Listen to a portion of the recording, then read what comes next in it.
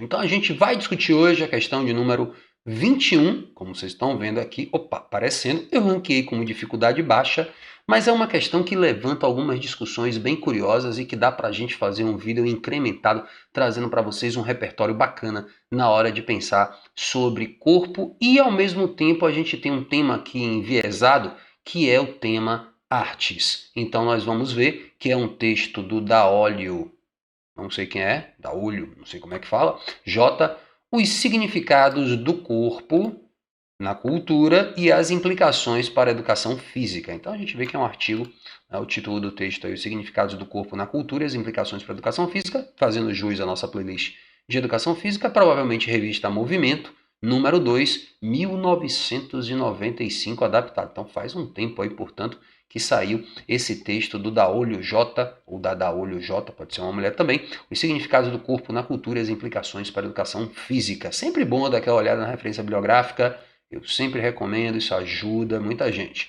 Olha só, as mudanças das representações sobre o corpo ao longo da história são provenientes. Então nós sabemos que os padrões corporais eles não são fixos, eles estão em constante alteração. O que leva a essa alteração dos padrões de representação do corpo? Ler o texto ajuda, tá? Mas é algo até que a gente poderia ter como acervo prévio, ainda que pudesse levar a gente a interpretar o texto de acordo com nossas crenças e não com o que está escrito lá. Então eu vou ler por isso, para evitar que eu faça uma interpretação verdadeira, mas que não esteja presente no texto. Veja só, o que dizer de um corpo flácido, gordo, considerado deselegante nos dias de hoje, mas que era, há não muito tempo, considerado sensual e inspirador por pintores clássicos? Então, o texto começa aí com uma pergunta que me faz lembrar das representações do corpo feminino no pintor holandês do Barroco, Peter Paul Rubens. Então a gente está vendo aqui, por exemplo, o quadro Adonis e Vênus, em que esse corpo da Vênus, a deusa da beleza, a deusa do amor, aparece dentro de um padrão de beleza esteticamente, digamos assim, contemporâneo, associado àquilo que seria um corpo gordo. Então, Rubens, ao representar diversas vezes o corpo feminino, o fez dessa forma. Então, o texto traz essa discussão para aspectos associados, por exemplo, à pintura tradicional, à pintura clássica, e aí ele coloca, né, eu coloquei para vocês o Peter Paul Rubens, e ele traz aqui, né, corpo considerado sensual e inspirador por pintores clássicos. Então, o que dizer desse corpo que não há muito tempo era considerado inspirador e sensual? Como entender o conceito de saúde associado antigamente a um corpo robusto, até mesmo gordo, e atualmente relacionado a um corpo magro? Então todo mundo vai lembrar aqui, ó, por exemplo, desse trecho, o trecho da avó, né? As vós mais antigas, esse menino tá muito magro, esse menino tá doente. Na minha época era assim, o menino tá doente, tem que dar comida pro menino, o menino tem que ficar gordinho, rechonchudo. Então, o que dizer, como entender esse conceito de saúde que mudou, né, de um corpo que era considerado mais volumoso para um corpo agora que é um corpo magro, tá? Então a vovó estava errada no passado, então mudou, né? O texto está falando de fato dessa mudança. Então houve uma mudança no padrão, por exemplo, da história da arte, houve uma mudança nesse padrão que eu diria mais cotidiano, associado à família.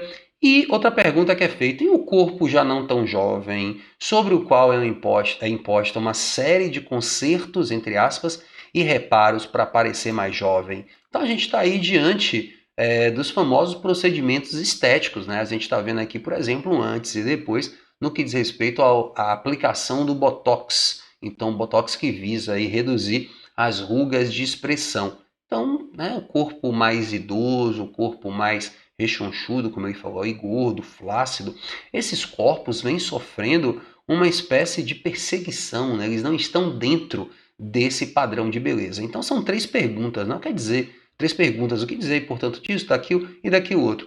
O que se pode dizer, e vem a resposta, né? O que se pode dizer é que o corpo é uma síntese da cultura. Claro, a cultura mudou, mudam, portanto, as representações sobre o corpo. O que se pode dizer é que o corpo é uma síntese da cultura, portanto, através do seu corpo, o ser humano vai assimilando e se apropriando dos valores, normas e costumes sociais em um processo de incorporação. Então a gente vê que o resultado, né, a resposta aí, que o texto traz é que essas mudanças nos padrões de beleza são mudanças associadas a uma questão cultural, o que aliás já estava no título do texto, né? O título do texto que está aqui, tá, gente? Está na referência bibliográfica, não está lá em cima, porque o Enem colocou aqui o título do artigo, publicado na revista Movimento, o significado do corpo na cultura e as implicações para a educação física.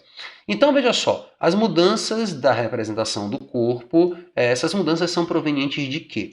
Da busca permanente pela saúde relacionada a um padrão corporal específico. Falso, né? A gente não tem aí uma busca pela saúde, a gente tem uma busca a um determinado padrão estético, tanto que já foi tema do Enem a questão relacionada, por exemplo, ao doping. O doping não necessariamente visa a um estado de saúde, mas sim a uma performance, ou, por exemplo, a aplicação de esteroides, a famosa bomba, né? O pessoal que toma bomba, todo mundo sabe o que é isso, não visa necessariamente um aspecto de saúde, mas sim um aspecto estético. Então, essa busca permanente por um corpo não advém de questões relacionadas meramente à saúde. Então, eu anulei aí a letra A, não me parece. Foi uma questão que eu considerei aqui de dificuldade baixa, mas você que é inscrito aqui no canal, que gosta das resoluções, está esperando justamente que a gente possa incrementar essa questão a partir das nossas discussões. Então, letra A não aconteceu, tá bom? Letra B. Existe uma interferência da história da arte sobre padrões corporais valorizados no cotidiano. Digamos assim, a letra B está dando muita moral, né? Dando muito valor à história da arte, como se ela pudesse influenciar nos padrões contemporâneos. Isso existe uma interferência, a gente poderia dizer, não da história da arte, sobre os padrões corporais valorizados no cotidiano, mas uma interferência midiática, uma interferência, por exemplo, que a gente pode ver em capas de revista que vão trazer modelos com um determinado padrão corporal e como isso estimula que os leitores e as leitoras se adequem àquele padrão midiaticamente pregado como padrão ideal. Então, não existe uma interferência da história da arte, mas uma interferência midiática, tá bom? Então, letra B não vai também ser possível. Letra C, próximo item, as mudanças no corpo são provenientes da pesquisa por novos procedimentos estéticos voltados ao cuidado com a aparência corporal. Eu até falei de Botox, né, durante a resolução da questão, mas a gente não pode dizer que as mudanças elas decorrem da pesquisa por novos procedimentos estéticos. Os procedimentos estéticos não são a causa da mudança, eles já são consequência da mudança. Então, nem brinca aí com relação de causa e consequência. A mudança do corpo para um corpo, por exemplo, mais jovem, como padrão de beleza, leva as pessoas mais velhas a buscarem esse corpo, entre aspas, mais jovem. Então, novos procedimentos estéticos vão surgindo como consequência disso, para que essas pessoas mais velhas, por exemplo, se adequem a um padrão mais jovem. Então, a mudança do padrão de beleza não decorre dos novos procedimentos estéticos. Bacana? Dá para entender, mas muita gente poderia dar uma atrapalhada e, poxa, eu não entendi porque a letra C não está verdadeira. Então, na verdade, ela trabalha ao contrário à lógica de causa e efeito. Então, diferença, letra D, as mudanças na representação do corpo são provenientes da diferença aparente entre a capacidade motora de um corpo jovem e aquele marcado pelo tempo.